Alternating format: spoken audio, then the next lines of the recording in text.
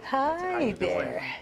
She's gonna have you sit up there with her, but Hazel, come here. When we get started, if you wanna come up, I'm gonna turn my mic on and then we're gonna have you speak then, okay? And I have a picture of you when I did my presentation, the new one that you sent to me with the map. I have that in my presentation. How about that, huh? That sound like all right plan? Okay, very good. Okay, great. Thank you. Thank you, and thank your mom and dad for bringing All right. Good evening and welcome to the North Rose-Wolcott Central School District Board of Education. We'll begin our meeting tonight with the Pledge of Allegiance. Please stand. I pledge allegiance to the flag of the United States of America and to the republic for which it stands, one nation, under God, indivisible, with liberty and justice for all.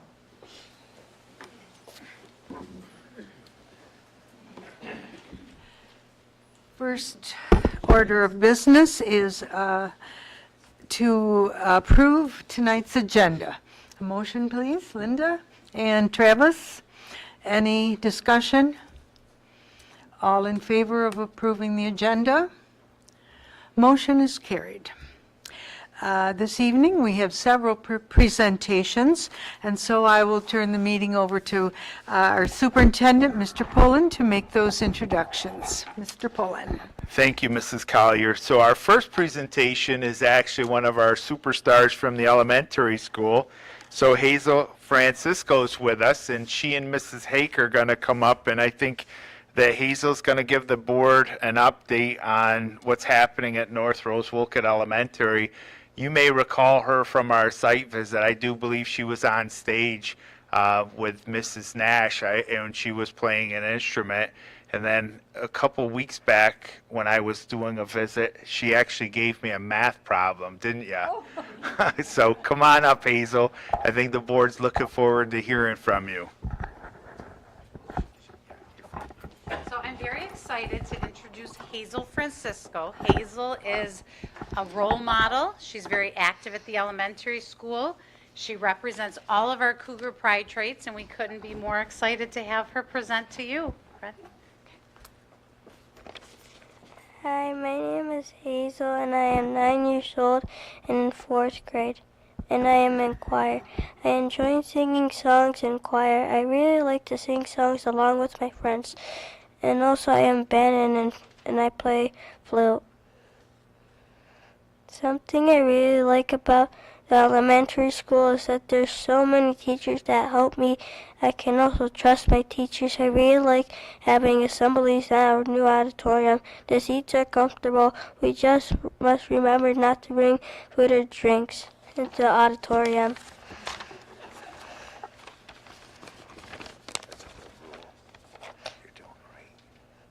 Sometimes I stay in the cafeteria to clean up the food that is left on the floor and table. One thing that I would change about my school is to have kids make sure to clean up after themselves.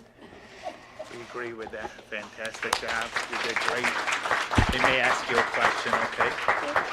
Are there any questions for Hazel while she's here? Just a comment. I know we all enjoyed seeing you when you were playing your instrument, and it's good to see you again. Thank you. Good job cleaning up after everyone. That's an important thing to do. That's a You're good service. welcome. Good job. We're delighted that you're happy and in school and that you're enjoying 4th grade. 4th grade is a very special grade, I think. Yes. Are you looking forward to middle school next year? Yeah. What are you looking forward to most about it? Meeting new friends and having a new teacher. Okay. Well, maybe Mrs. Hake can introduce you to a new friend, and Miss Rock back there, she'll be your principal. What do you think? Well, you did wonderful. Thank you very much. Thank you All right, so very much. good. So as you can tell, we're excited for our future, and she's one of the reasons why. Just an outstanding young lady. Next, I'd like to introduce Mrs. Sandy Motika. Sandy is actually a teacher assistant here at the high school, but she's also a community member and does such a wonderful job in so many areas. For the board that's visited Cougar Ops, you may recall seeing Sandy in there working with students in the hub. Really focused on those executive functioning skills and the things that our students need to be successful, not only in high school, but also in life. And one thing I'm particularly pleased with is her willingness to contribute her time outside of school. So she's going to present tonight on the Cougar Cupboard and give you an update on some happenings here, because you may recall there was a transition over to a 501c3 program, and that's a lot to say, and it's now something that people in the community can actually donate because it's a fully fledged not-for-profit status, whereas before it was just something that we were doing and got a lot of benefit for many years, but she's taken it to the next level. So I just asked if she would present to you, and she's been gracious enough to do so. So Sandy, come on up. Thank you. Thank you. Thanks so much. So I have prepared for you the full presentation, but in the interest of time, I've downscaled it a little bit.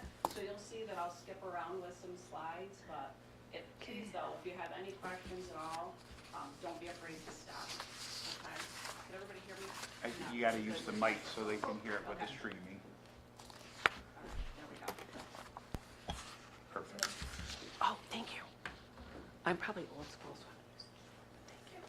All right, so obviously, again, thank you for my nice introduction. I'm Sandy Motika, also president of the newly reorganized Cougar Cupboard.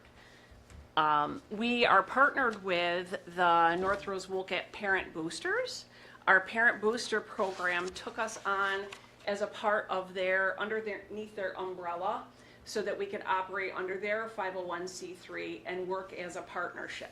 So that's something that we've been focused on in our restructuring, and we've worked hard to do. We started the process end of August, early September, and it was quite a big job, but we've made great strides throughout this school year.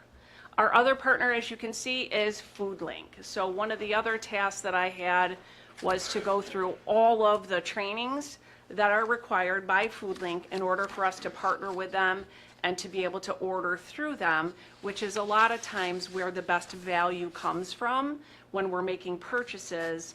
I also attended a separate training that made us a part of the Wayne County Community Schools program, and with that came a $2,000 grant that I just received funds for, that now I'm going to be able to spend down on as I make purchases for the pantry. So as you can imagine, that's going to be a huge financial help to us. So our two main programs are our backpack program and our food pantry. The food pantry obviously is here, still housed here at the high school, and the backpack program begins each month right out of our food pantry. We do all of our work in-house, and so one of the things that we do after all the food has been procured, inventoried, and we've determined what's going to go into each backpack, our special education students here in Mrs. Mahoney's class actually help us pack the backpack bags. So you can see from the main picture some of our crew, and then you'll also see it's kind of like an assembly line process if you look between the left and the right hand picture as they go through. So we stage all the food items, and the students go through and pack all of the bags for us, and they use that as a part of their work site development skills for their class. I wanted to include some pictures of what the backpacks look like. So when I say backpack, I don't mean every child gets a backpack every month when we do the backpacks. What they actually get is they get a bag of food that's designed to fit inside a backpack for them to take home and help sustain their families over times when we have a long weekend or an extended break from school. So the October picture and the November picture, what you're going to see is the October food that I laid out is smaller in size than the November because the October one was for a long weekend. The November one was for the additional 3 days that we were off from school. And then we did by far our biggest backpack ever in December because December was unprecedented. It was a 2-week long break. And so we tried to send home some family sized portions for meals. So one of the things that you can see on the far left, and the pantry's kind of L-shaped, so I tried to do 3 different pictures along the way. But a full pound of pasta, a full-size jar of sauce, and other larger items as well, to be able to sustain families' food budgets while kids were home for 2 full weeks. You're also going to see January, that was for a long weekend, February for February break, and then just today went out the March backpack. So talk about timely. But again, you're going to see the difference between January and March for long weekend bags versus for February break, where there's multiple servings of things. All right, so now to our data, and I'm going to flip to make sure that I can share comparisons for the folks that don't have the full presentation. This year, we're anticipating, and I know we're going to meet our goal because I've been making sure that we have all the financial resources and the food resources to do so. So last year, we were only able to do 5 bags. This year, we're going to exceed that greatly, and we're going to do a full 8 bags.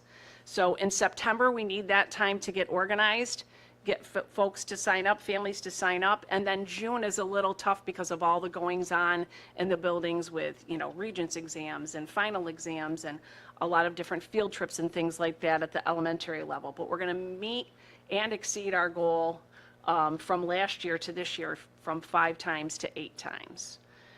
Also, we're at about the same level of bags this year, but last year there were more at the elementary school and fewer at the high school, so we've seen a little shift there. The middle schools pretty much stayed fairly much the same, maybe a fluctuation of a couple of bags. So, but that's our current distribution is 130 bags, and so they just went out, like I said, today. So our next slide shows how we've fared so far with our food pantry and the number of requests that we've had. So we have to report to FoodLink our numbers, and so we do that by children. So anybody underneath the age of 18, adults, anybody 18 or over, and then senior citizens. So our last year's data was about the same where we are right now, actually, with our adults and our senior citizens. Were a little bit more, but our children, last year, we had 74, but that was by the end of the year. So we're only in the early parts or maybe the middle of March right now. So we still have a ways to go before we have the final data to compare from last year to this year. And you can see this data is pretty recent. It's as of March 7th, but I've actually had a couple more instances where I've actually fulfilled food pantry orders too since then. All right, so where do we get our food? Obviously, FoodLink is our big partner in that. We also get donations of both food and money. I'll talk a little bit more about donations in a moment. Our staff make purchases from retailers, so we have a lot of great contacts at Walmart in Newark, Wegmans in Newark. They're fabulous to deal with. Also buying larger quantities through like BJ's and Costco. So when we make purchases other than through FoodLink, it's typically through one of those 4 retailers. We also have community resources. I just received from the Food Security Coalition, I forget how many squeeze pouches of Mott's applesauce that'll be going out in the next 2 backpacks that we do. So that's one example of community resources.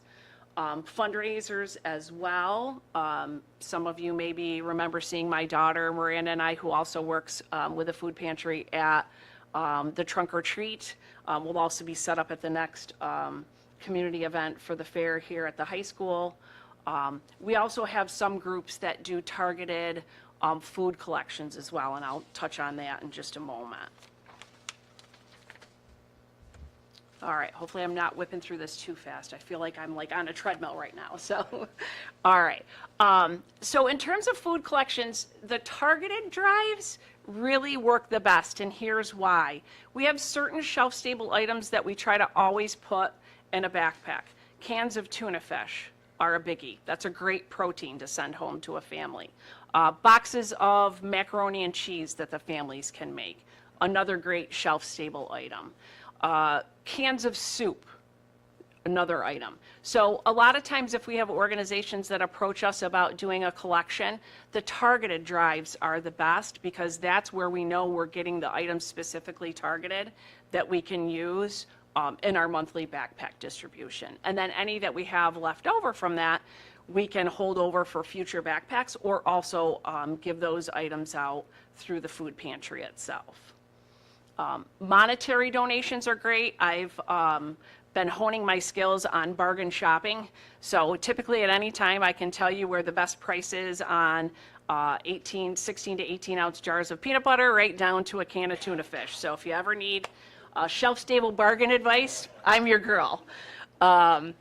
So monetary donations help us because that way we know that we get the best bang for our buck. So if I can get something for 5 cents cheaper at one retailer versus the other, if I can't get it through FoodLink, what that means is maybe that's another case of juice boxes that I can buy for the next backpack. So every cent counts, and we try to pinch every penny that we can to be as frugal as possible.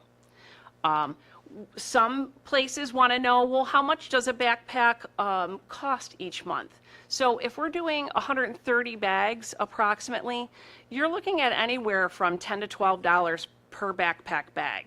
So if you do that math, that's how much it would cost per month for a sponsorship. So some companies and organizations, that's what they like to take a look at is what can I donate and what that money is going to get. How many backpacks will I be able to support by giving that monetary donation?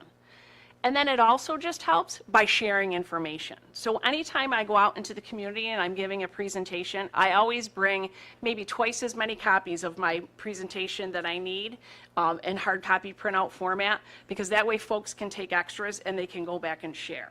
So I just got a monetary donation from Reliant Credit Union, and that donation came from a worker, an employee of Reliant, was at one of my other presentations, grabbed a few extra copies, took it back, brought it back to Reliant. They ended up sending us a very generous donation. So the sharing of the information is definitely helpful, that word of mouth. All right. Here's our list of donors, and I have actually one update even since I prepared this for you, but you can see all kinds of community groups. Wellesley Thrift Shop was one of our first very generous donors, and they've come through actually with a second donation this year because they believe so much in our program. We've got a lot of inter-district donors with the Parent Booster Group, staff members, our Sunshine Committee, National Honor Society. Many families have sent in individual checks to help support our programs. The North Rose Lions Club, the Wolcott American Legion Ladies Auxiliary, they've done 2 targeted donation food drives for me. They did peanut butter at Christmas time, and then they just did a big one for tuna fish as well. So they like the targeted pieces because that way they can set up displays, and then as members come into to their building, they can bring in items to donate. Freedom of Life Church, Reliance there, Wolcott Rotary. We're actually just getting started with a pretty exciting venture of working on a grant that's not only going to incorporate funds, but it's going to incorporate Rotary actually coming in to help with the food pantry and the backpack. So that's pretty exciting. And we also have this week the Active People Healthy Wayne, which is, and they're not on here because this is just coming about, which is affiliated with the Finger Lakes CAP and Cornell. And so they also work with grants, and their grants can help with food pantries. And so we're actually meeting this coming Wednesday to talk about that. All right. Now is the time for questions. I'm sorry if I was going really fast. I'm just trying to be, concerned about our time constraints here. So what questions do you have for me? Are there other, I don't know, food cupboards or things in the community? Yes. Do you relate to them, or you talk to them at all, or do they talk to you? A little bit. I know that like some of the pantries that are here locally can supply families with certain items that we can't, because we have to primarily be shelf stable because we pack up and then either deliver or people come and get. So it's primarily got to be things that are not refrigerated, not frozen. We do some of that, but not as much as some of the other local places that people can actually go into, like they might be open during the day and they can actually go in and pick out items. I know I've heard that one of the pantries locally here as well fairly regularly stocks pet food. And so that's a biggie as well in terms of being able to help support families. Thank you. Sure. Any other questions? I have one. Yes. With the cupboard itself,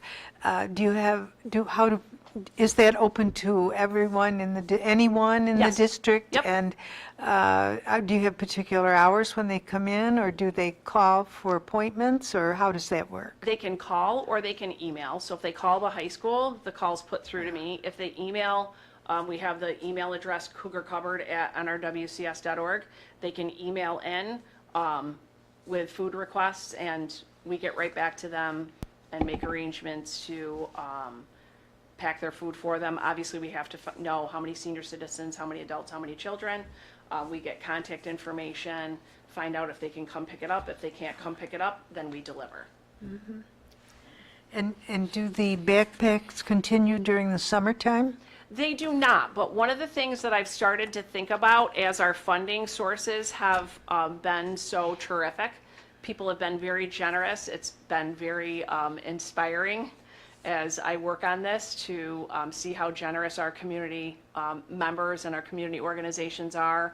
One of the things that I've talked recently about is maybe piloting maybe something this summer, just trying like maybe a couple of like snack bags perhaps, just to give some items and just see how that goes. The hard part is it's a pretty quick turnaround time by the time summer school starts and summer school ends to get people to sign up and get the wheels in motion and get things purchased and things like that. But I'm thinking I'd like to try it this summer just to see how it goes. So stay tuned on that. So do kids or families sign up for the backpacks, or is They that do. just automatic? Yep, they sign up in September. So notices go out to all families in September.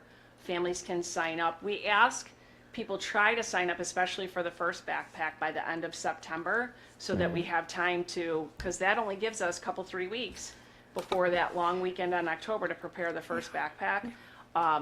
In the past, when people have signed up, it was kind of like a drop dead date. You had to sign up by a certain date, and then you were on the program for the year.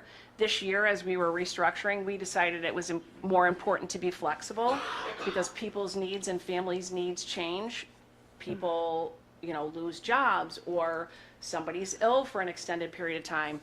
And so we've decided to let that list be dynamic and change as people's and families' needs change. I have one question. How does being a 501c3, how has that helped you and like open different avenues? You mentioned something about that, so remind me how that has helped. Yeah, so that means we're tax exempt. Okay. So we don't have to pay. Yeah, that's a big deal. Yeah, Yeah. yep. And we're also, because we're under the parent boosters, I give quarterly reports to them. I show up at their meetings. I prepare financial statements for them. But they overall prepare like all the tax documents, Okay. Yeah, that's which is helpful. also Yeah, that's good. It would also mean A that big thing, yes. that if you donate, you could put that on your income tax as a donation. So the bigger the donation, the better it is. Yep, for sure. Yeah, I'd love to see the backpack program be incorporated right along with the summer program. And of course, I'd like to see the summer program grow as well. So keep our kids learning all summer long. So it might be an incentive to come and get the backpack. Right. as Well, well. we are, So- we are feeding stations as well. That might be not the exact correct term, but, so families can come in and eat during the summer school breakfast and lunch. Nice, So- nice, great. You're doing a wonderful job. I'm Oh, just thank you. thrilled with this. And I know from the Wesley Thrift Shop, when the folks from there came over to visit and see the cupboard and all, they were really impressed and came back to inform everyone about the great job that's going on here. They were very happy.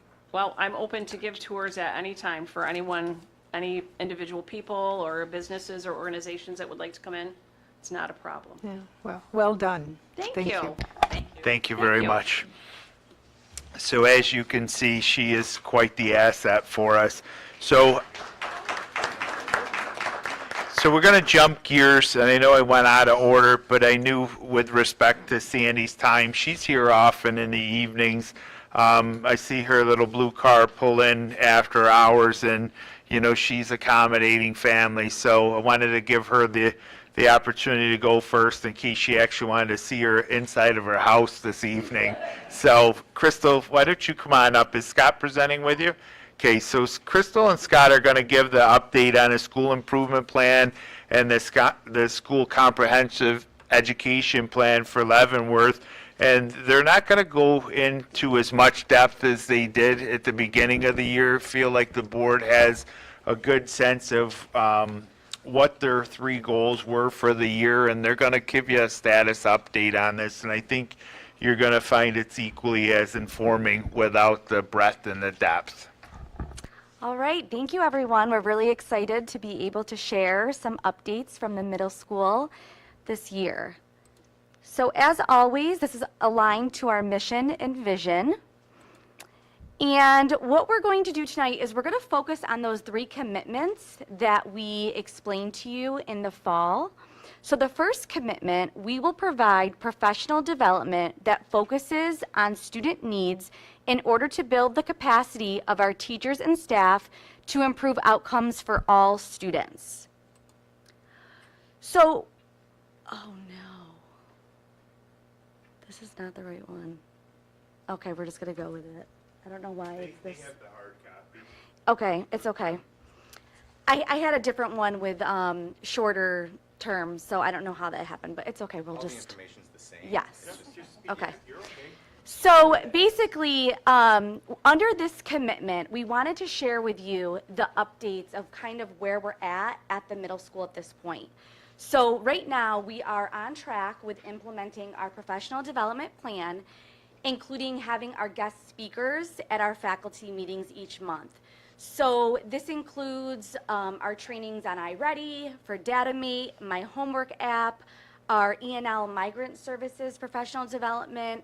We've had professional development on behavior management, neuroplasticity, computer science and digital fluency standards, and executive functioning skills. So the way we've designed our professional development with our faculty meetings is we have a guest presenter come in, whether it be from Wayne Finger Lakes BOCES or someone within our district, to present to our middle school staff. So that's been really valuable for us to be able to have that information from different avenues. We have been also utilizing our district PD newsletter to highlight asynchronous PD opportunities across the district, and we've seen an increase in participation. So we really kind of believe that this is due to the close planning of our instructional coaches and our school leadership teams across the buildings. So they've been able to kind of work together and plan and offer the asynchronous PD to everyone in the entire district. We've had, both Scott and I, we've had increased walkthroughs happening within the building along with leverage leadership conversations. This also has been a way for us to continue to build relationships with our staff and have reflective conversations regarding data chats, regarding our academics and our referral status. So both Scott and I will meet with teachers throughout the year and really be able to have those reflective conversations on their individual data. That's been very valuable. We also have our vertical teams. They complete a pacing checklist every single month. So for example, the ELA department, they'll get together and they'll go through to see where they're at with their scope and sequence, and if they're on pace. And if they're not, what do we need to do? What do we need to do to kind of get there? They also have an opportunity to kind of look at to see what resources. And then from there, we provide them with an email with feedback after going through every individual sheet from staff members. And we give them that feedback to say, you know, keep doing what you're doing, or should we be looking at something else in fewer words? We also have our instructional coaching opportunities that's been happening. This is really offered at a differentiated approach for our staff members. So this could look like one-on-one coaching, this could be co-planning, this could be team teaching, but this is really a valuable asset to our building, and it continues to really help grow our teachers. And lastly, we have our Reflect and Recover. This is a time that we have once a month. Right now we're using our book study, Power of Moments, to work with teachers, and it's just a time for them to really kind of reflect on their own teaching, possibly their personal life, and really what's happening with them, and just kind of correlate that with the book, Power of Moments, and to get them thinking a bit further to become more reflective. Because as we know, in order to grow, you need to be reflective. Okay, commitment 2 will increase opportunities for family and community involvement in decision-making processes in order to build relationships between staff, students, and families. Families continue to refer back to the information we sent back in August. It's been a continuous source of information for them that they have been using. First ever student-led conferences were implemented in the middle school in November, and again in April. We had over 100 families participate in November, so we were definitely very pleased with that. This year we did welcome families to attend our Cougar Pride assemblies, which have been a great success. For example, if a student is receiving Student of the Month, we'll invite their parents and just create a special moment for them, pictures and whatnot. So it's just a very special time, opportunity to bring parents into the building. Band and chorus concerts have been a huge success as well, leading us to move our concerts over to the high school. We are definitely proud to say we have over 100 students in band and chorus, and when you look at the numbers, that's almost a third of our students are participating in the music program. Our musical continues to bring parents and families together to support our students, so we definitely welcome you out to the Wizard of Oz the 28th and the 29th of March. I'll be here with my kids on the 28th, so if you run into me, say hi. I'll introduce you to them. They're pretty cool. We continue to provide families with technology support and guidance, such as the new implementation of My Homework app. Monthly Cougar Pride parent meetings are held at the district level. They are attended by admin, and we kind of generally have about 10 parents who will attend that during each meeting. We continue to use a family-preferred form of contacts, such as Parent Square, personal phone calls, advisory communication, and parent meetings. Many advisors are the main point of contact. At the beginning of the school year, we did ask parents, what is your preferred form of contact? And we've been using those preferred form of contacts for this year. And then jumping back, I missed the bullet point there. 3 parents have joined our safety team, student safety team, and 2 parents currently participating in our Cougar Pride team, hoping to gain 1 more. And just as sort of a side note, our student safety team, last meeting recently, they decided they want to change it to the Cougar Care team. So they decided that. That's a student-led decision. They're still doing the same things. We're still doing great stuff, but they wanted me to share that they are now the compassionate agents of resolution and empowerment, which really fits in with the goal of the student safety team. So good things happening. All right, for commitment 3, we are committed to enhancing the academic success of every student by fostering rigorous academics and high expectations through engaging and relevant curriculum. So our district vertical team meetings, this is a new initiative this year where we have been implementing these meetings throughout the year. This is pre-K through 12th grade where vertical teams get together and they have meetings to continue to ensure curriculum alignment. For our midterms assessments this year, we administered our midterms through DataMate, which provided critical data analysis to inform our instruction, and that was really successful for our students and our staff. Teachers have embedded the computer science and digital fluency learning standards into our curriculum as well. We had Wayne Finger Lakes BOCES come out and go through those standards with us, and then each month we've been diving into one standard per month and then embedding that into the curriculum. Grade level teams, these happen every other day at the middle school, and it's very impactful and extremely powerful for our teachers. It allows them time to complete data dives, student next level intervention plans, and academic support plans. Student-led data chats have been implemented this year in the fall and the winter to support individualized goal setting for every student. And we have our WIN classes for targeted student support. This could be through intervention or acceleration. And then we had the addition of our 1211 class. This has been a highlight in our building, and we've been very happy to have these students and our teacher in our building, and it's just been really a really great positivity in our building. So we'd like to share with you our iReady benchmark scores. So as you can see, our goal was to increase iReady math proficiency scores by 10% from fall to spring in the 24-25 school year. Here we have fall to winter, and as you can see, percentage of students reading on grade level was 11% in the fall, and it's 22% in the winter. So we've exceeded our goal at this point, but of course we're going to continue to push, continue pushing for growth. And just to kind of build off of that, if you look at the yellow, those students, we have 34% of students in the fall and 33% in the winter. Those students are just one grade level below. So we are so close to getting them there, and the hope is in the spring that we're going to get majority of those students at that proficiency level. So yes, we have made that 10% growth, but we want to see even more with the spring. All right, for our reading data, same goal, 10% increase in fall, on grade level 21%, and in winter 31%. We've met our goal, and as Crystal said, we're going to continue to push for growth and to bring those yellows over into those greens. Office discipline referrals, we currently stand at 110, and you can see year over year we are continuing to see great gains with our office referrals. And this we really attribute a ton to the restorative practices and the approach that we've been using within the middle school the past 3 years.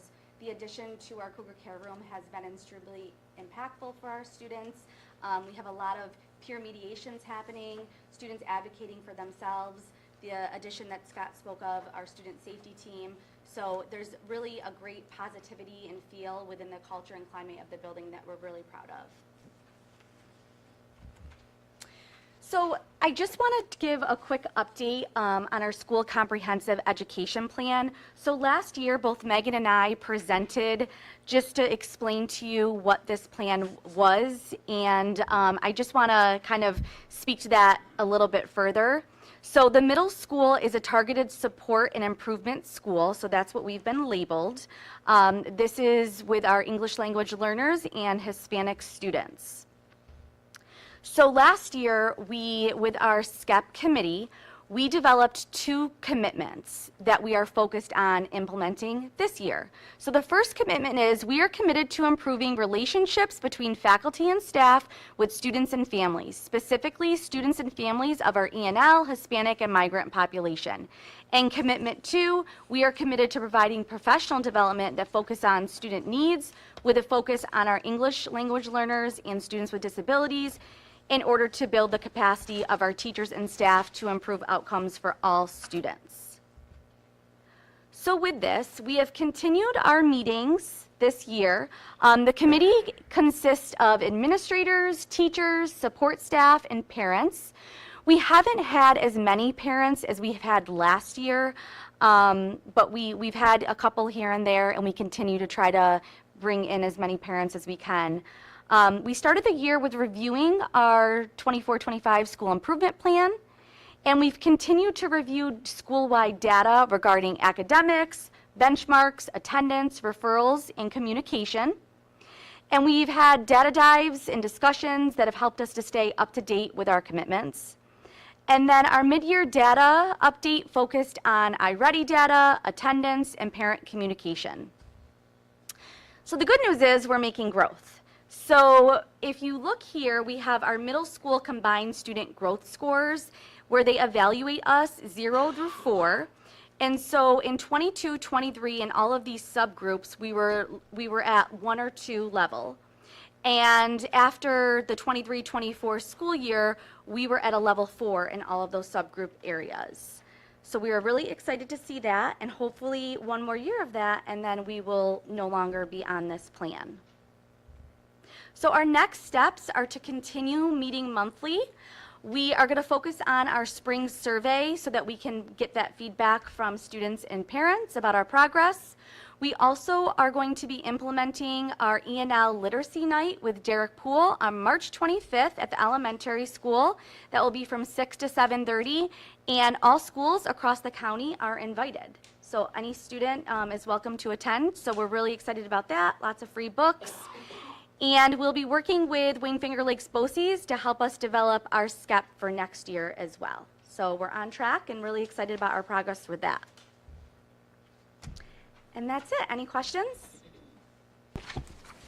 Just a comment, when you were going through and you were talking about what I need. Yes. And the fact that you're also addressing kids that need extra, that is not necessarily catching up, but expanding and giving them more interest. That's really great. Thank you. Yeah, we really do hope to expand on that further with some mentorship as well. One quick question, how is the My Homework app going? How is that working? How are students using it? Like, how is that turning out to be an asset? So the students are using it for sure. I think where we do need to have some more growth is parents kind of checking in and getting used to it Yeah, because and learning this how to one use doesn't it. know how to use it. It's tricky when there's another piece of technology, another app. We are working with Allison Dank, our technology parent liaison. She's going to be at events helping parents kind of sign up and learn more about it. But it's really great for our students. They come in advisory every single morning. They pull up their Chromebooks. They look to see what assignments they owe. Everyone's on board in the whole building, and we have expectations for the students that are pretty consistent. Great, that's awesome. Yeah. Good. Thank you. With the middle school and the targeted list, was that including the 5th graders, or was that just 6, 7, and 8? It is including 5 through 8. It is all Yes. inclusion? Yep. Okay. Just for our English language learners and Hispanic students. Okay. So they, as you can see, they're doing a fantastic job over there. And one thing that that came out of this work last spring, you'll recall that, due to the low number of students that actually took the test, 3 through 8, they counted twice, which was the reason why we qualified for the support. When Crystal and Megan went through the presentation last spring, it became clear that we needed to do a better job with communicating with our English language learners, or for our families that English is a new language. And we created that 5th parent liaison piece. And I think between the steps that they're taking throughout the academic day, the fact that the parent liaisons are now working in collaboration 1 through 5, meaning elementary, middle, high, technology, and our ENL population, we're doing a better job of getting the message out to our community as a whole. It's not good when you're operating in silos, but I think coming through and looking at the data and realizing we had a deficiency that we needed to correct, that was really a critically important piece. So that really was across the board administratively too, between community schools, the 3 building administrations, the district office staff, and then rolling it out in mass technology, food service. So it's really nice to see it coming along. You guys are doing a fantastic job. Stay the course. We appreciate it. All right, thank you. Yep. So Andrew's going to come on up and give a quick overview for administrative portion of the budget tonight. He's going to piggyback off some of the things that we started talking about back in the fall. and really highlight some of the things as to where they're at.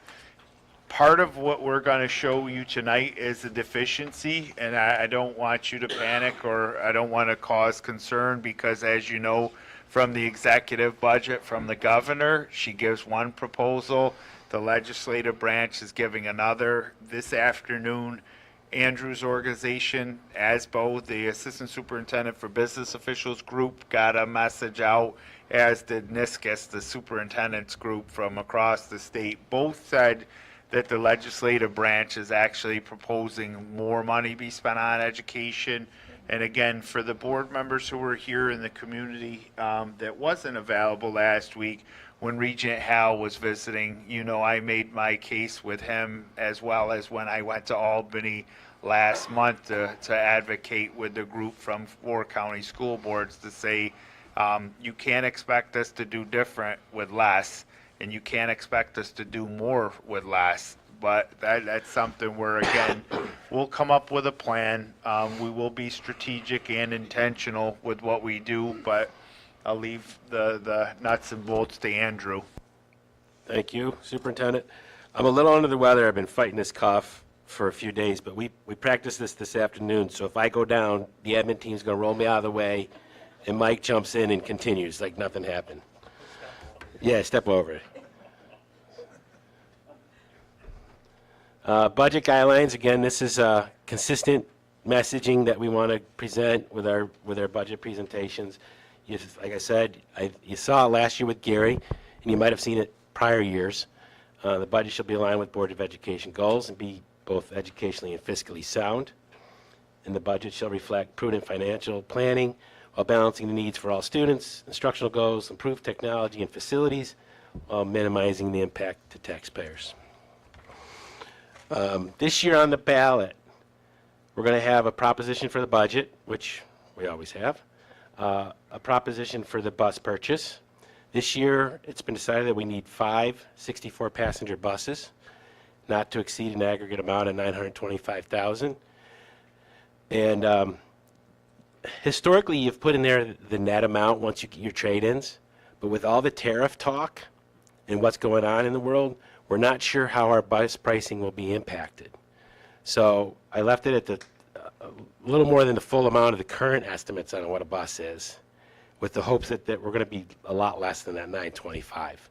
But again, the world economy is going to impact us when everybody's throwing tariffs at each other. So we'll see what happens. Hopefully it won't be too much on our buses, because they're produced in North Carolina, and so we're hoping that there won't be as much tariff impact as there might on other products. And in the annual library appropriations for Proposition 3, the libraries have already contacted us, and they are increasing their request a little bit. It's a minimum amount compared to a school budget. Where's the library?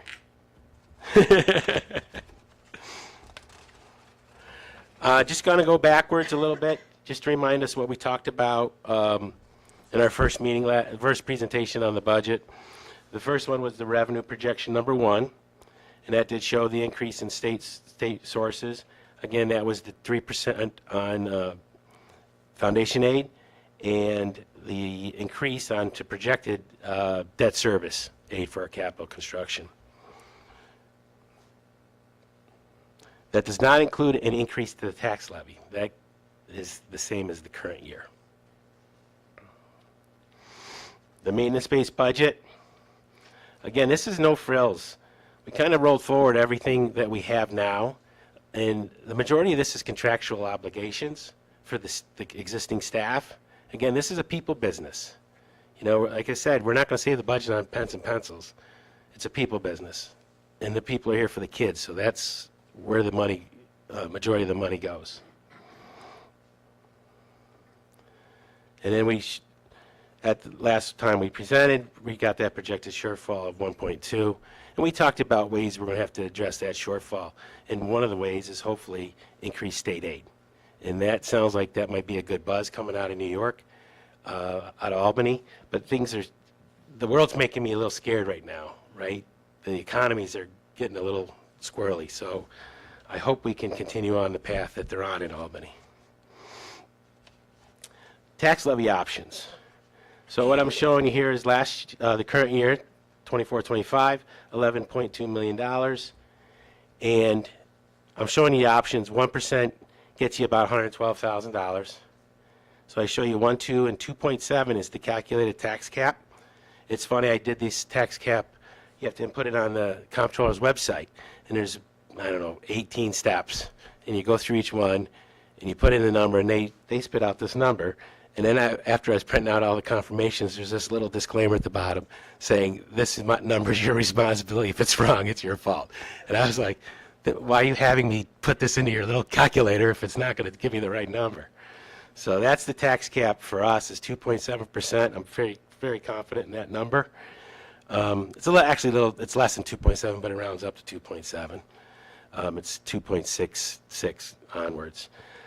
So that's our tax cap amount. And then I show you 3, 4, 5, and 10.9 will right now close the current existing shortfall. I show that to you so that you know. The numbers in red all require 60% tax cap override. I don't know districts have been successful in that override, but it's always an option.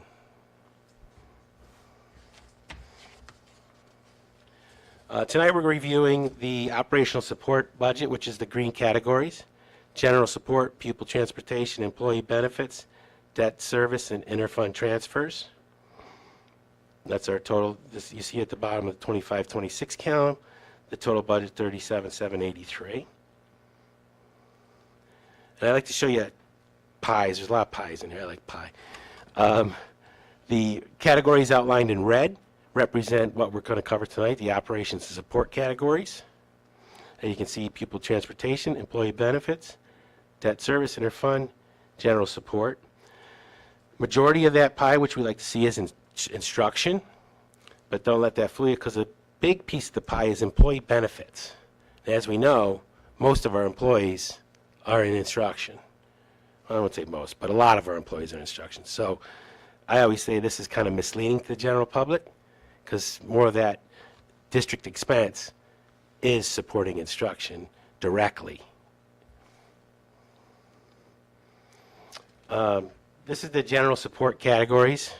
If you look at that pie, that blue piece, the general support, these are in the printout, all the details. I don't want to bore you with them, but those are the what's going on in that general support category, which makes up that blue piece of that pie.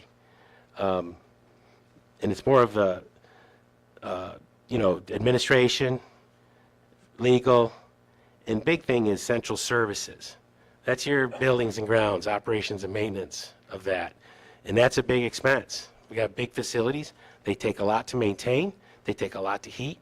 They take a lot to provide electricity to. General support highlights. Really not a lot of highlights, right? This is a maintenance-based budget. We didn't get to add anything fun. We're doing contractual salary increases for BOE services. Those BOE services a lot is the CBO and our public relations. And we got to do our continued commitment to the facility improvement. Your facilities have come a long way here. They're beautiful. And the goal is to keep that going and to maintain that. Costs are going to go up. Maintenance supplies. I'm a little concerned, right? This is a budget. It's a guideline. I don't know what's going to happen. Again, world economy is going to hit North Rose-Wolcott, right? To what extent, we don't know. And there's the general support budget categories. Again, central services, that's your buildings and grounds, O&M, the big purple piece. And then the other categories, central admin, finances, business office, CBO, staffing, which is illegal. Special items includes BOCES administrative costs. In Board of Education, you get a little small piece of the puzzle. Pupil transportation, 5% increase. Again, salaries for fully staffed transportation department includes other contractual items. Routing software, fuel system management, fuel replacement parts, equipment. It's pretty simple. does not include the purchase of the buses, because that cost is going to come out of the capital reserve. Debt service, another major increase. If you remember from our last meeting, I went over major increases. This is one. These numbers come from our fiscal advisors, which advise us on our debt service and our capital project financing. As you know, we have another project coming up soon. We have one closing right now. And that's how you keep your facilities and you make them great, is continual improvement. So that's that increase. Interfund transfers, budgets. One of those is transfer to special aid fund, which covers our local share of summer school handicap. Okay, a lot of that's aided, but not all of it. So the general fund needs to support some of that. And the $100,000 capital outlay project, there's discussion in the state, and it's been around for years. They may increase that to $250,000. That would be wonderful. And what we would do here, if they increase that, I would increase the appropriations $250,000, but I'd also increase our revenue $150,000. So there's a wash, because that's capital aid coming back to us.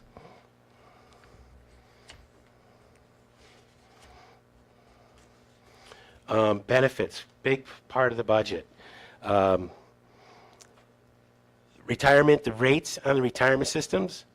Again, this is all based on the economy, right? Because these are all investments. How are we going to fund everybody's retirement? The rates have gone down a little bit, but our salaries are going up. So there's a slight increase in there. And the big increase is what you'd expect. Health insurance. Health and dental insurance continues to skyrocket. I think our blended rate is over 11%. We're going up about 8 because not everybody takes health insurance. People opt in at different times. We're not always fully staffed, so we think that can accommodate our demands for health insurance costs next year. And there's your benefits budget, another pie. Again, it's a visual. The big piece of that puzzle is health and dental insurance.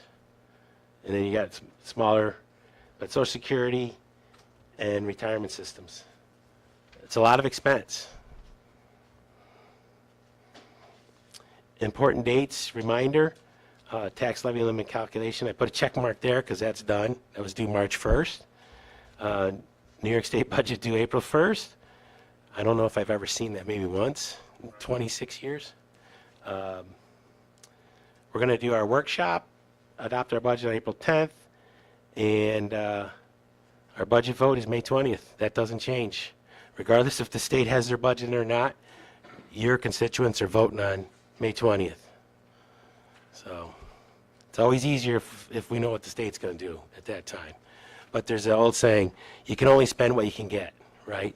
So if we don't have all the state's information, we're still going to adopt a prudent and responsible budget with the understanding of we can't spend it if we don't get it. So you may have to make adjustments after the state adopts their budget. And that's the closing slide. Any questions? The retirement ones, or the TRS and the other one, whatever New it York is. State retirement Yeah. system. They're set in stone now, aren't they, the percentage? They gave us the rates.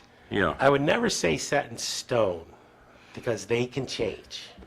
really. They try not to, but they say planned on or expected rate. So they can adjust it. And things get very convoluted now because there's so many tiers. So trying to get to a right exact number or a very close number is very difficult because people are all contributing and getting, the rates are different, especially in the New York State system for the classified employees. There's all different rates, contribution rates, based on when you were hired and what tier you're in.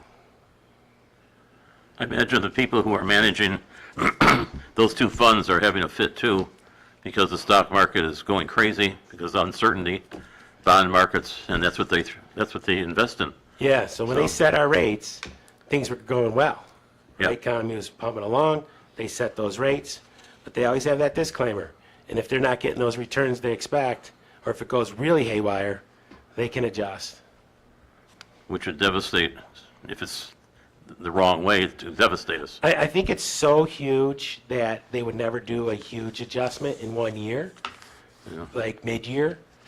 You know, if they said it's going to be about 10.9, they're going to keep it around there, but they'll make it up in subsequent years. And you never know what's going to happen there. I've always said for health insurance, looking back, should have said 10% a year and gone with it. Instead of 4, 3, 19, 20. You know, just set the rate. I say the same about the retirement system. Just a consistent contribution rate of 10% forever probably works out pretty well. Thank you. Anyone else? I have a few questions. Okay. If we're spending on Proposition 2, 925,000 here on buses, 5 buses, do we not need a new bus reserve then?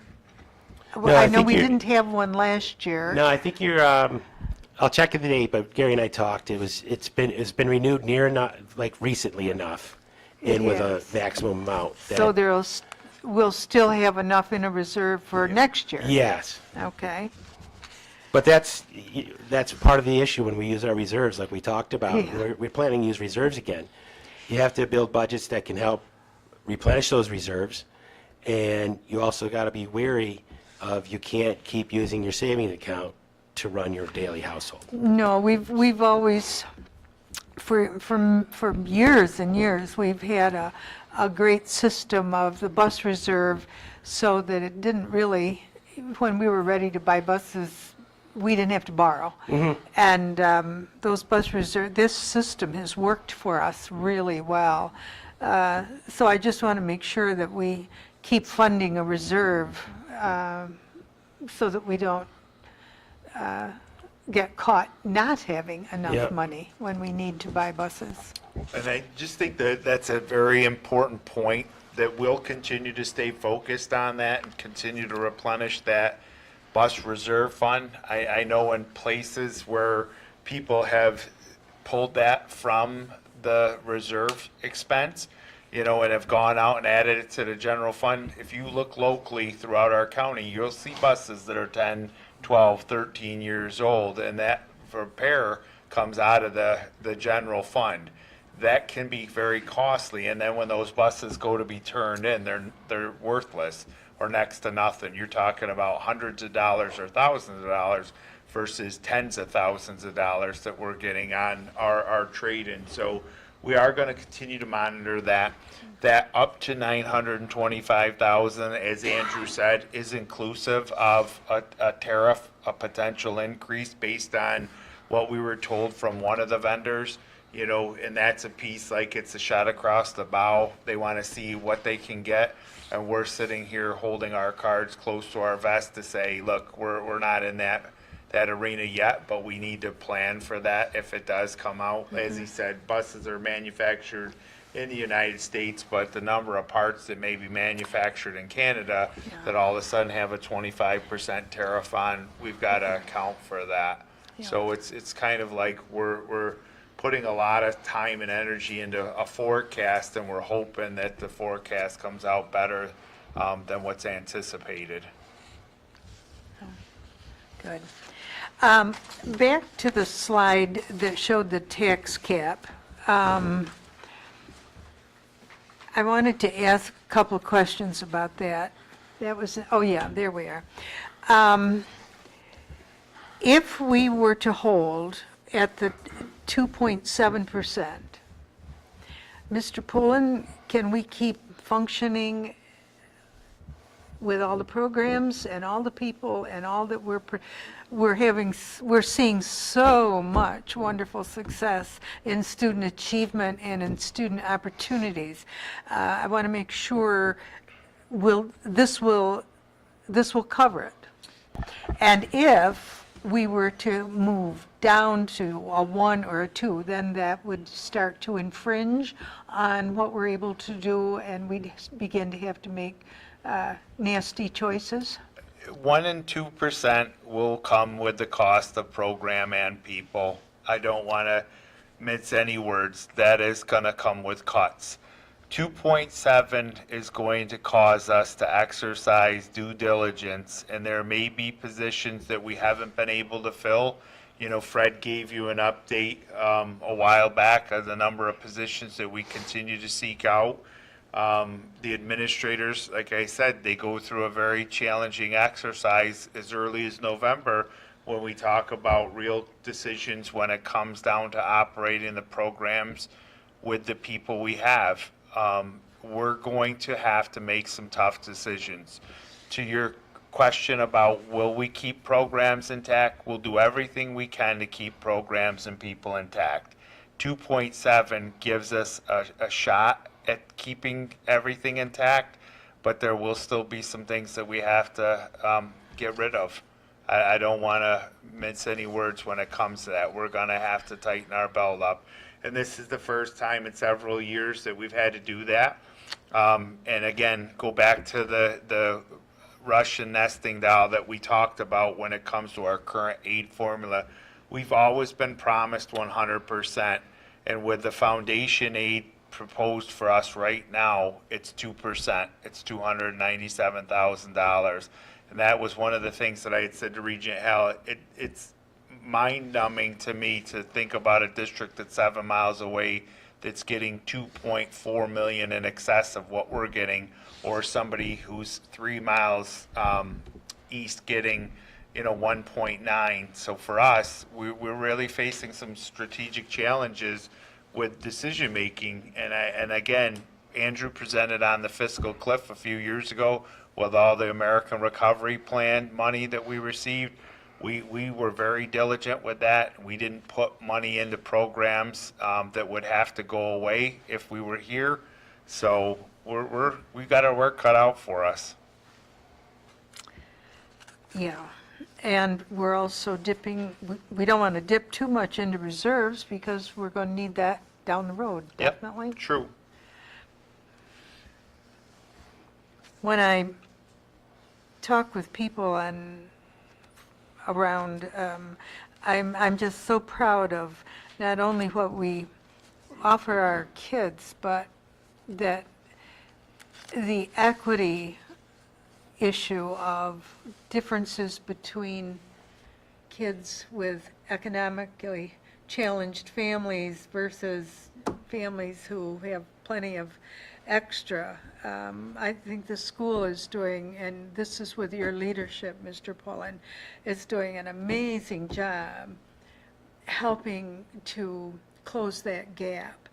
And I would hate to see that stop. Yeah, we're doing everything we can to maintain momentum. Yeah. I mean, you saw from Crystal and Scott's presentation tonight, from the tour last week at the high school, from your site visit at the elementary, to your site visit at Wayne Tech and Career. We're investing our dollars very wisely, and we're investing in our children, and we'll continue to do so. Yes, and I think when we have Regent Hale was here from the New York State Board of Regents. He was impressed with what is going on at North Rose-Wolcott. And again, that's an equity issue. Providing instruments for every kid, that's equity. Having the driver training for all kids, that's equity. Having the 3-year-old preschools, that's equity. So much is done, and I just think we've come made amazing steps in those directions, and I think once you begin to close those equity gaps, you begin to see an improvement in student academic achievement overall. And so I would hate to see that stop. The other thing I wanted to ask about was on the debt service. I don't quite understand that, and I'm sure it gets explained to me every year. But obviously, there was a huge one here under the bans under the principal. that, but that was a big one, that, a big increase in the, it was a 23.3 increase under Yeah. debt service. And I wonder, Andrew, if you could explain that to me a little bit better and to the rest of us. It's funny that you should say it's confusing, because I actually have a meeting scheduled with our bond counsel and fiscal advisors in about 2 weeks to go over the plan and show me directly where their numbers come from and our sources of financing, et cetera. One thing we're going to do is, one of those bands, bond anticipation notes, is a band, and those you have to issue as you do your construction early. Years and years ago, you used to start getting your building aid as soon as you started your project. But then Albany figured out, wow, we got money going out the door way too fast, way too early. We got to slow it down. So what they did now is your aid doesn't start until your final cost reports are submitted. So they play games with you, and unfortunately, it's always at the expense of school districts.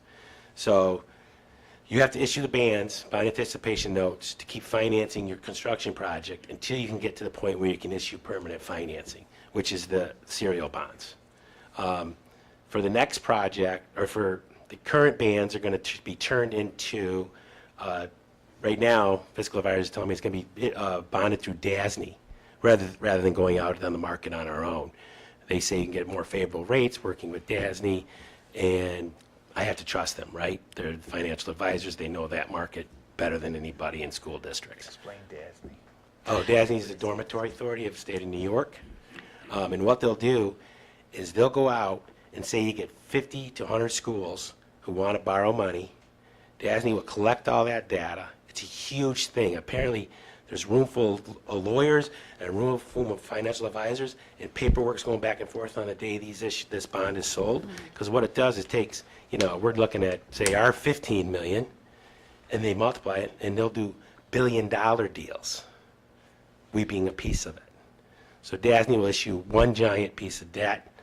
We get our share, and the rates are supposed to be more favorable.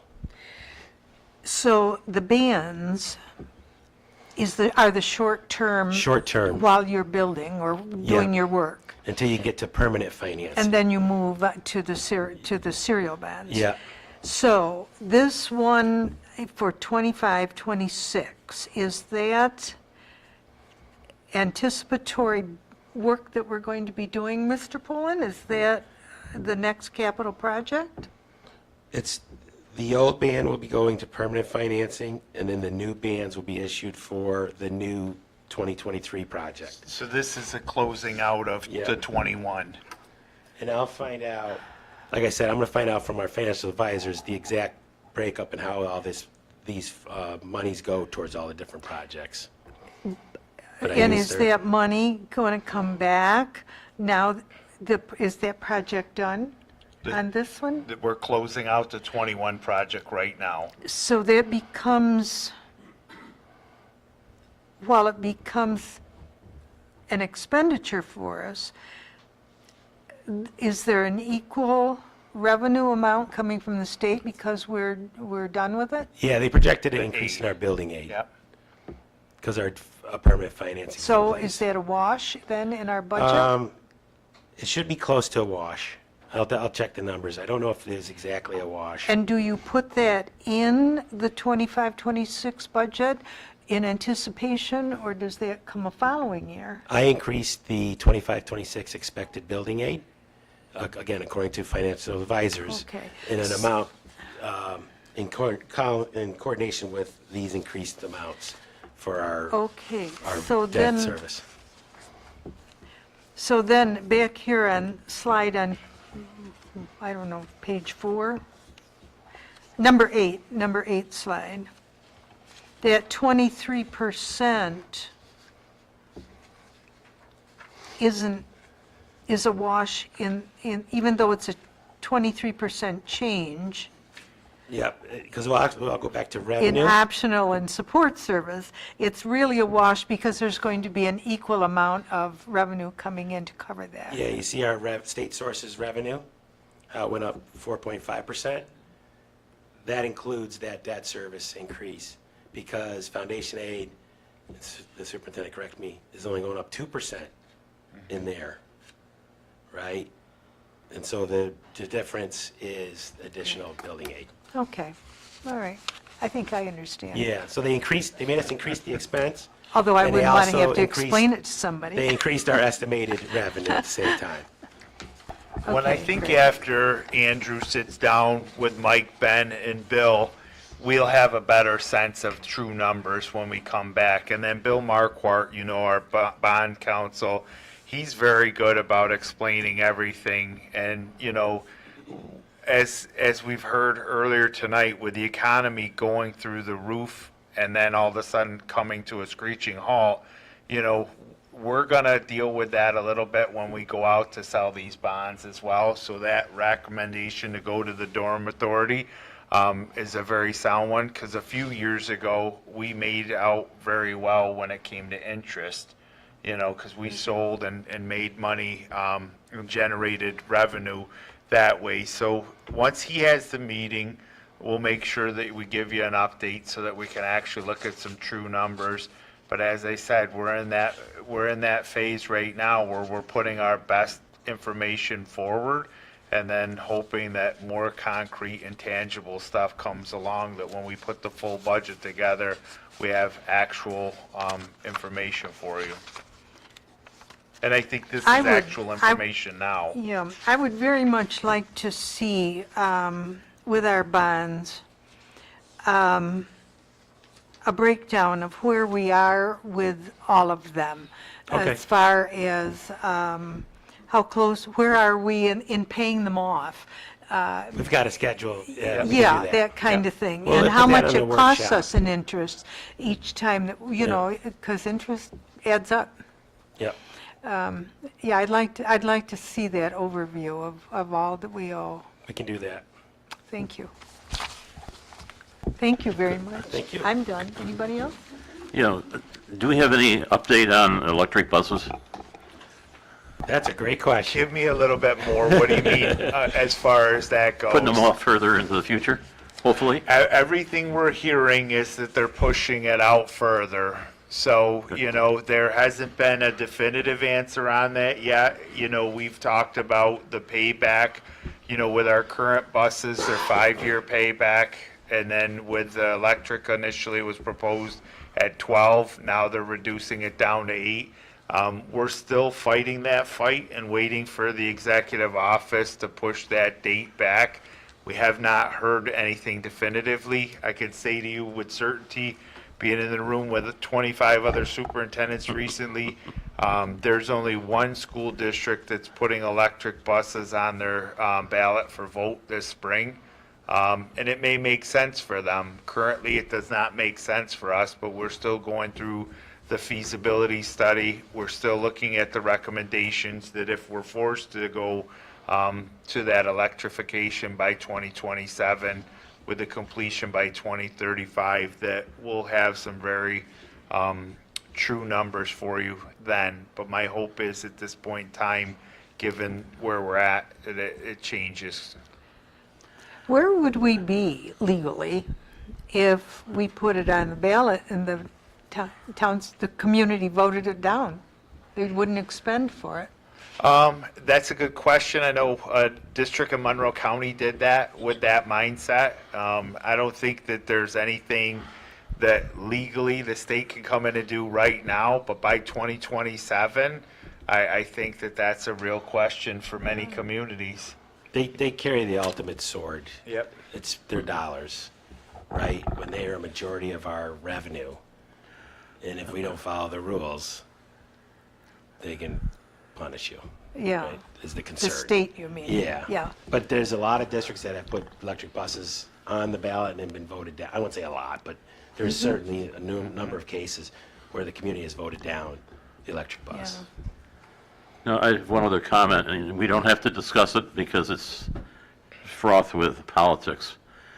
We have all the cuts going on in the federal government now, and Department of Education cutting, and Lori Elliott over here expecting a nice basket full of money to subsidize everything. Lots of stuff in the district. I have questions if that stuff's going to come to us, anybody. It might be a place to cut. You know, we don't have to discuss it because there's nothing we can say or do about it, Right. except it's going to be sad if it happens. Got a lot of people nervous. Yeah. Yes, school boards are going to have, all school boards will be having to make tough decisions, and superintendents are going to be scratching their heads. We've got reading programs and special ed programs and on and on and on. The summer programs, they'll all be devastated. Yeah, yeah. Okay, thank you very much. Thank you.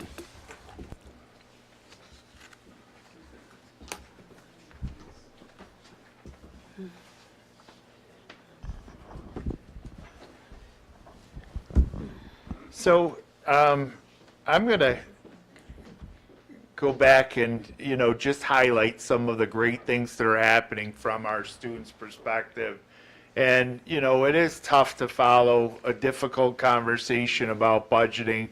I do think that the board and the community knows will prioritize their students and will prioritize programs at every decision we make. We're very intentional about being student-driven, student-first, and we'll worry about the residuals afterward. So tonight really is just a quick celebration of so many fantastic young people throughout our program. So last week we had the opportunity, Miss Vasali, Miss Sinclair, myself, along with Leah Decker and her parents, had the opportunity to go represent North Rose-Wolcott at the Wayne Finger Lake Superintendent's Award Dinner. So Leah Decker is a senior here at our high school. You may recall her from a few years ago when she won the leagues. She was one of the first female wrestlers to win the leagues a few years ago. And I had said at the time, let's keep an eye on this one because we're pretty certain great things are happening. So she's a senior, high character student, leadership, it just exudes out of her. She's one of our students in the Wayne Tech and Career Welding Program up there who's already got a job offer for herself. And, I don't know whether she'll go right to work and continue to grow our economy or whether she'll go out and pursue college. But she's just an outstanding young lady. And really, another benefit for last week was you'll see our school resource officer, Miss Felicia Stevens in the picture there. Felicia was the keynote speaker. So Felicia graduated from Marion, and she talked to the student body about mindset. And she talked to them about perspective and how they should choose to look at things. You could always see the bad, or you could focus on the good. So that was a wonderful evening. And then, of course, you see District Superintendent Rutnick up there. And I think for her, the last few years, it's been the highlight of her coming to this region and seeing just how much we celebrate student accomplishments from all walks of life. So I just want to say congratulations to Leah and thanks to the board for the continuous support for the many programs that our students are involved in. Then Nicole and I had a chance Friday to go to Victor and celebrate Chloe Cole. And she was the North Rose-Wolcott representative from Senator Helming's Youth Leadership Award. So Chloe's a junior here at the high school, and she was nominated by one of her teachers. And I think the one part that really stood out for me, and Nicole, if you agree, please certainly comment, was Chloe talking about some very difficult life choices she had to make, whether she continued with extracurriculars or whether she started to pursue financial independence. And she chose financial independence. So she's actually working 2 jobs right now. She works as a laborer with a landscape crew, and then she's also bussing tables. And then in that photo, you'll see she's wearing a great new top because she did spend some time with her parents at Eastview Mall, and she spilled some chocolate from an acai bowl on her shirt, so she was able to take advantage and buy a new top too. And she told us that fun fact. But I think Senator Helming, representing the 54th, was very pleased with the number of future leaders in our area, and to have her, speak on behalf of 25 component school districts and then one private school entity. We were just thrilled to be there and celebrate Chloe with her. So that was just a wonderful opportunity. And then this young lady, I know we've heard her name multiple times, and it seems like annually we get the update on Vivian, and rightfully so. Her passion and her talent are really coming together for her.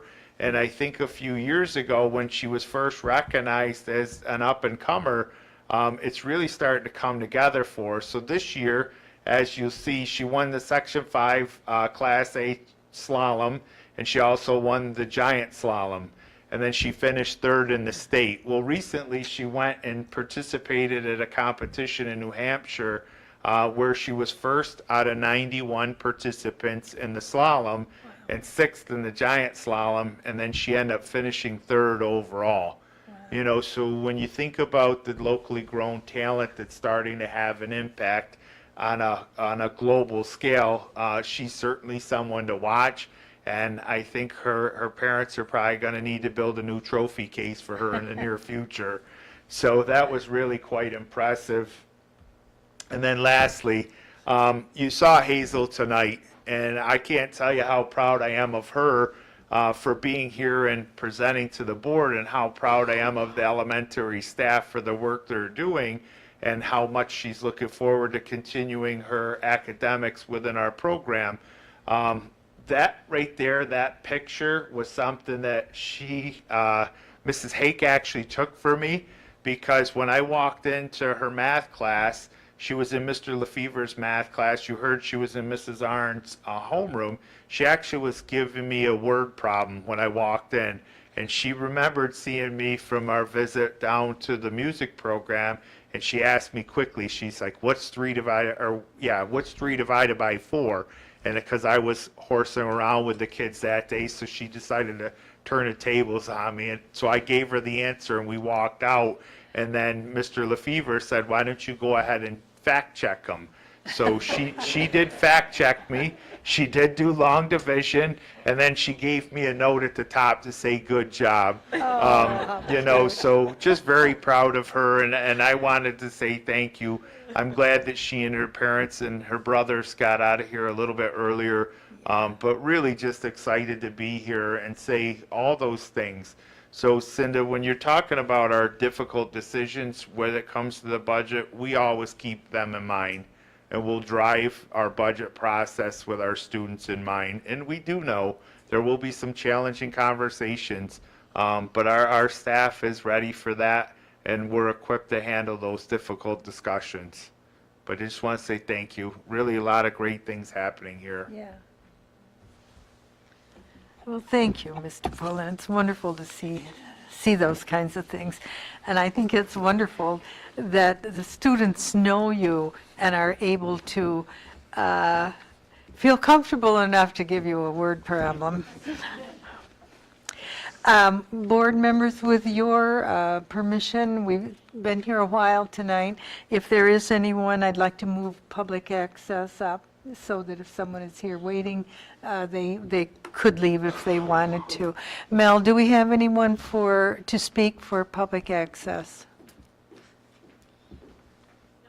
All right, thank you.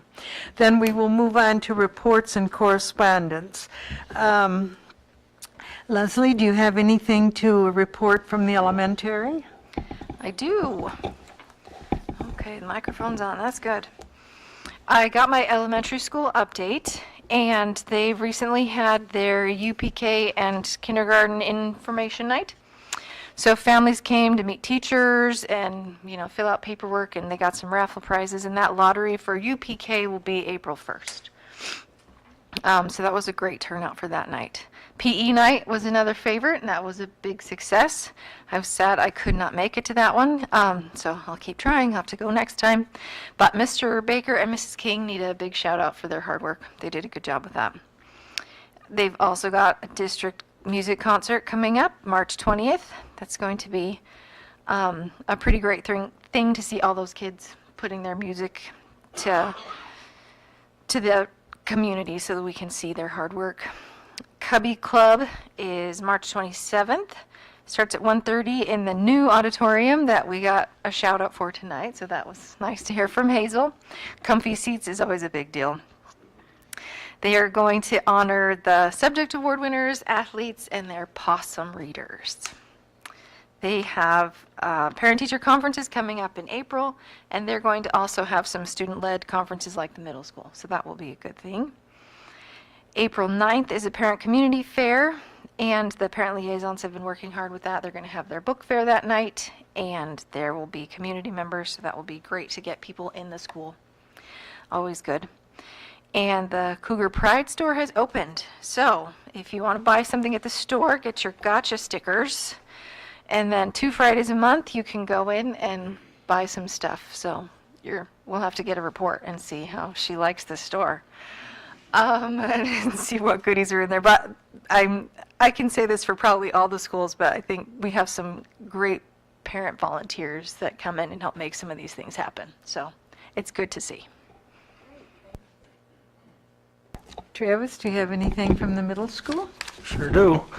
My daughter really did enjoy the store with her gotchas. On February 28th, the middle school held its monthly Cougar Pride Assembly. They recognized several students with their ventures in sailing on Sodus Bay. A 7th grader read a poem she wrote about relationships to help introduce the March Cougar Pride trait. And a 5th grader shared her feelings on the trait with a brief speech that she wrote. 5th grade students of the month were Jace Griffin and Haley Burdick. 6th grade was Joe Tacconi and Bryn Bundy. 7th grade, Chloe Bailey and Aiden Bean. And 8th grade students were Jenna King and Mason Huntington. Congratulations to those students. Modified spring sports are set to begin on March 24th. This includes modified softball and baseball, boys modified tennis, and girls and boys modified track. So far, there's 60 students signed up, and I'm sure a lot more will be added as the deadline for signups approaches. The students and staff, parent volunteers have been working very hard on this year's musical, The Wizard of Oz. The first showing is Friday, March 28th at 6, and then Saturday, March 29th at 2 and 5. And the Spring Book Fair will be March 24th through March 28th in the middle school library. That's it. Thank you. Great, busy, busy place. John, do you have anything from the high school? Yes, I do. Thank you very much. On yesterday of this week, they celebrated the seniors' 100 days to graduation countdown breakfast. That doesn't seem possible, but it is. They enjoyed each other's company, ate breakfast, and won some great raffle prizes. The parent liaison and volunteers made sure the small cafeteria was decorated and our students were celebrated. I think it's a great idea. They're also celebrating the 10 top seniors for academic achievement later this month with another breakfast for those students and their families.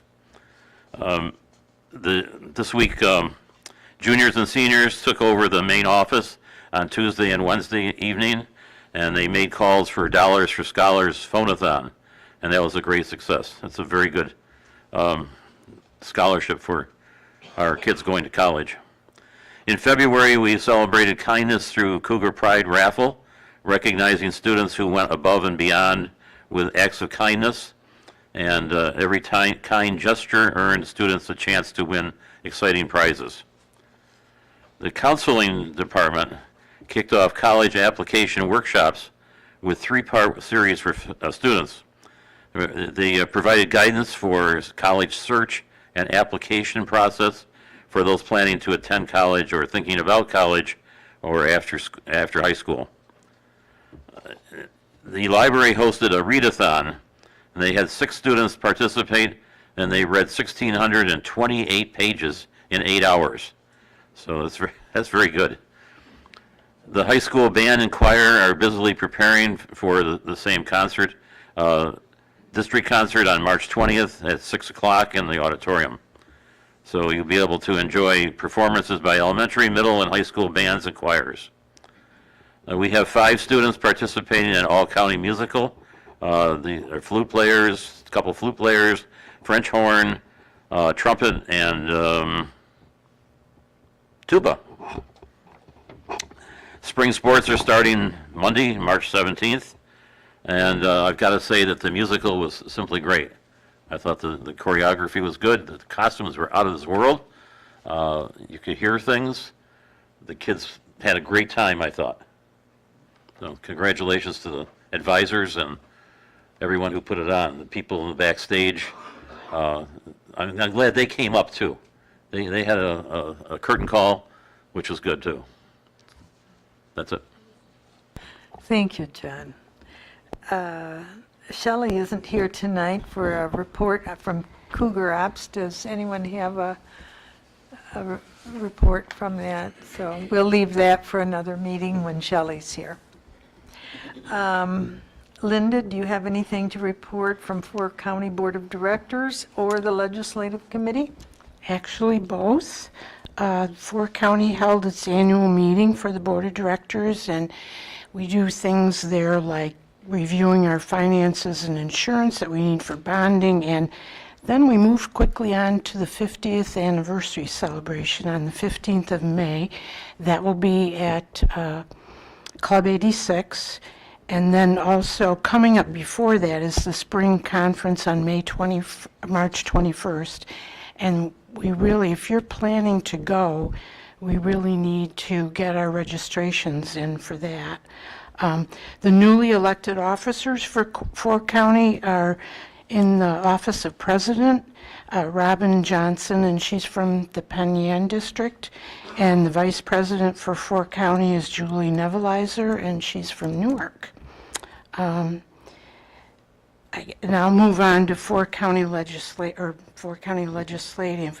We're going to be meeting on the 22nd. We met in February. At that point, things were a little dicey, but they're even more interesting now for federal.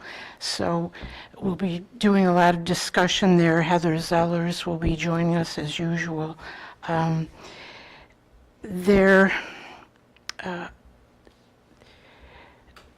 There's issues about, well, there's a letter that's being sent to Senator Helming from Fork County that's going to include and address the fact that in the Wayne Finger Lakes region, 66% of districts are only getting a 2% increase in foundation aid. And also requesting some support for SROs and security personnel, that they're asking for a set-aside of $125,000 per year for districts to help out in that aspect of our budget. I also got an email from Danielle Grasso, who is the NISBA legislative person. She has listed in that email the one board presentation from Senate and Assembly in both parties agreeing that these are high priorities for education. Anybody, if you didn't get that email, I know I'm getting it because I'm on legislative. There's a long list, and it's a good list. So if any board members are interested, let me know and I'll forward that to you, because it's a long list. I don't want to get into that tonight, but it's of interest to us. Thank you. Thank you, Linda. Yes, that legislative committee becomes more and more important as time goes on here, doesn't it? Handbook committee. Yes, the handbook committee has met, and Leslie is going to report to the board on that. Yes, we have met. Very good. No, that's not all. Just kidding. We have met and we have gone through the book and made some changes and updates. We're still finalizing some of the wording, but we will actually fully present that to you at a later meeting, so we have time to make sure we've got it just right. Hopefully the next time. John, anything from audit? Travis, anything from district safety? No, not at this time. We meet next Wednesday. Oh, okay. Tina Reed, anything from personnel and negotiations? Nope, not at this point. We're doing well. Okay. How about communications? We've Ad hoc? We've continued to submit and Good. to Amanda. She's written up. She's doing a great job. Good, good. And Leslie or Tina, anything from policy? Nope, we're just up to date there Okay, too, right? then we're caught up with our reports. We come now to the consent agenda. Motion, please, to put the consent agenda on the floor. John and Tina? Any discussion? The consent agenda goes through page 4 of your agenda, down near the bottom. Hearing no discussion, all in favor of approving the consent agenda? Motion is carried. Page 4, down at the bottom, number 6.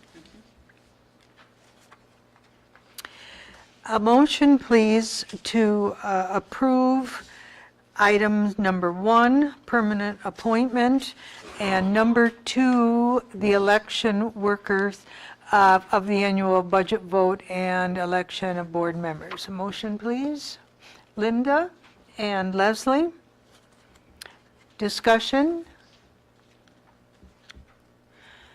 Mel, would you call the roll, please? Cinda? Yes? Tina? Yes. John? Yes. Linda? Yes. Leslie? Yes. Travis? I abstain.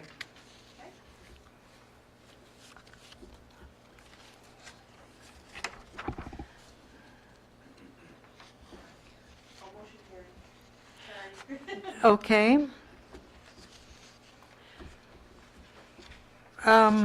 Okay. And a motion, please, to approve item number 3, which is the language approval for the May 2025 budget vote. Motion, please. Travis and Tina. Discussion.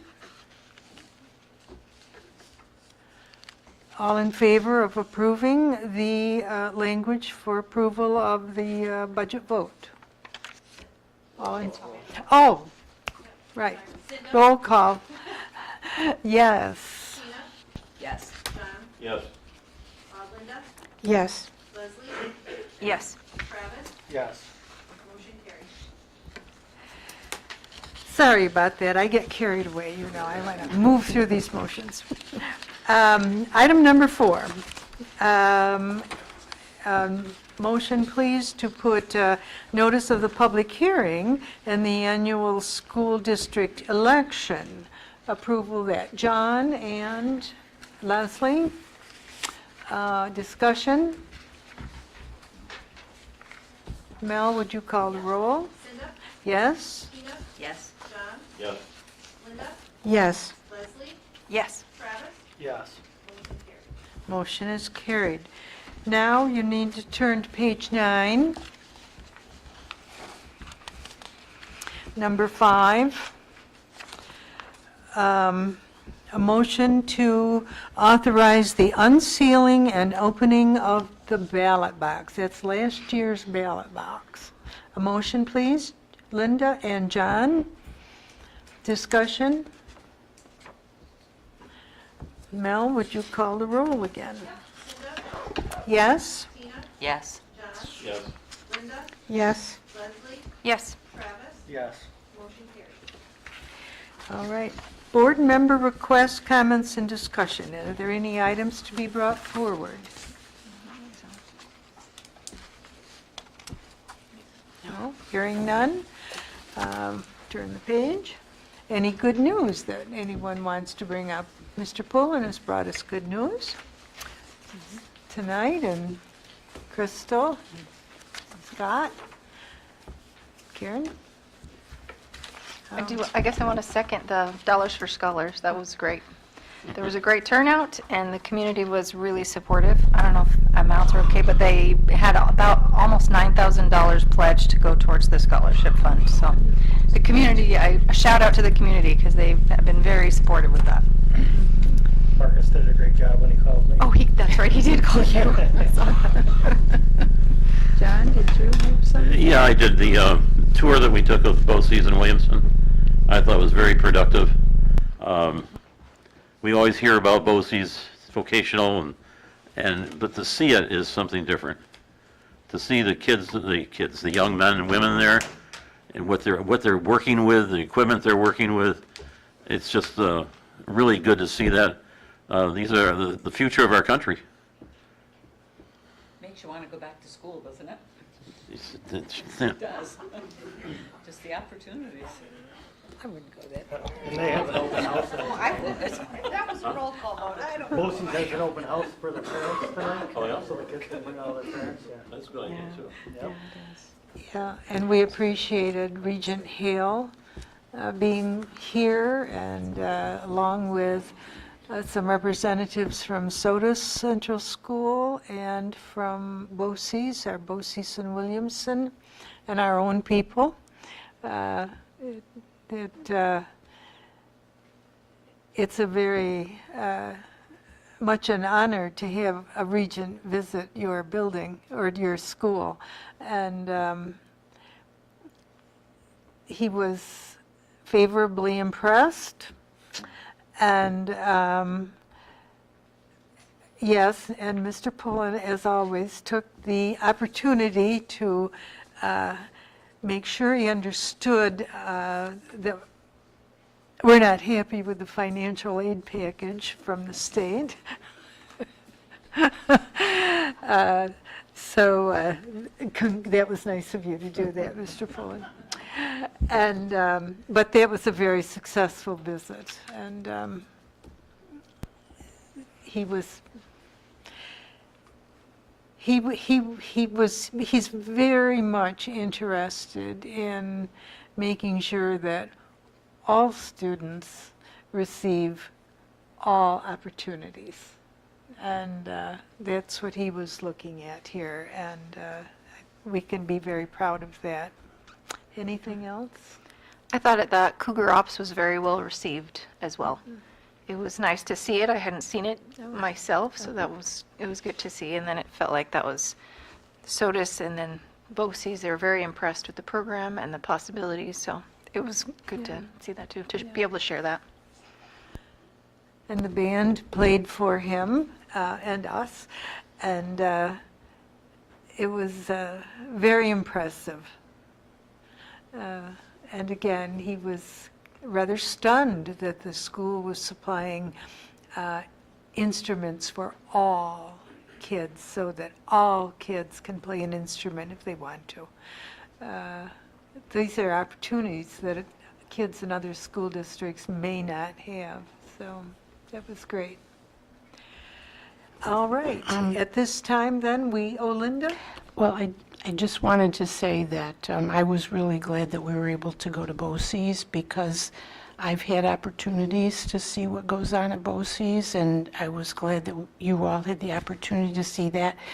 The thing that's, I hope we do have a chance to do at some time, is to visit other programs where we can see students in action in other places and how they connect with staff and how they feel like they've won the lottery by being there. So it's a positive program, or programs, I should say, but you know, many of our students benefit from it. Glad to be there.